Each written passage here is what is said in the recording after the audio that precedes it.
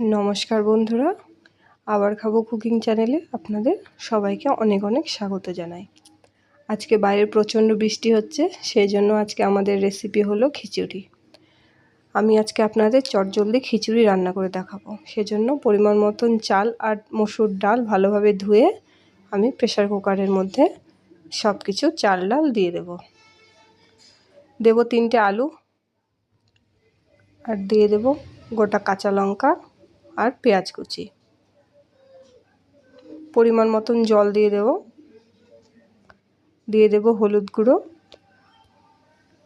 লবণ দিয়ে ভালোভাবে সব কিছু একবার ভালোভাবে নাড়িয়ে নেব। এবার প্রেসার কুকারের ঢাকনা বন্ধ করে 4 থেকে 5টা সিটি দিয়ে নেব। খিচুড়ি আমার প্রায় সেদ্ধ হয়ে এসেছে, দেখব কতটা সেদ্ধ হলো। আমরা যেহেতু খিচুড়ি একটু পাতলা পছন্দ করি, তাই একটু গরম জল দিয়ে আমি একটু পাতলা করে নিয়েছি।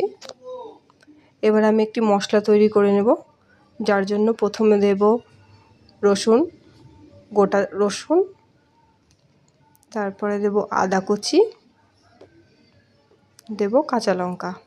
যেহেতু প্রথমে আমি কাঁচা লঙ্কা বেশ কয়েকটা দিয়েছি, সেই জন্য কাঁচা লঙ্কাটা কম দিলাম, আর দেব পেঁয়াজ কুচি। এবার আমি কড়াইতে সর্ষের তেল গরম করে নেব। এবার ফোড়নে দেব তেজপাতা,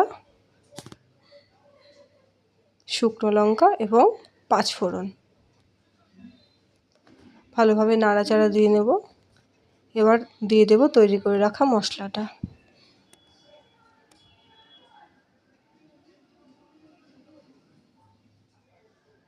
কিছুটা জল দিয়ে মশলাটা ভালোভাবে ধুয়ে দিয়ে দেব লবণ এবং সামান্য হলুদ, আর দেব কাশ্মীরি লঙ্কার গুঁড়ো, দিয়ে ভালোভাবে কষাতে থাকব। মশলা থেকে প্রায় তেল ছেড়ে এসছে, প্রায় আমার মশলাটা কষানো শেষের দিকে। এবার আমি খিচুড়িটা ঢেলে দেব, ভালোভাবে নাড়িয়ে নেব। এবার ভালো করে ফুটিয়ে নেব।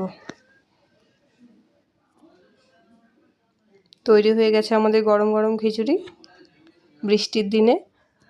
আপনাদের যদি ভিডিওটি ভালো লেগে থাকে তাহলে অবশ্যই লাইক করবেন, কমেন্ট করবেন এবং সাবস্ক্রাইব করবেন আমাদের চ্যানেলকে।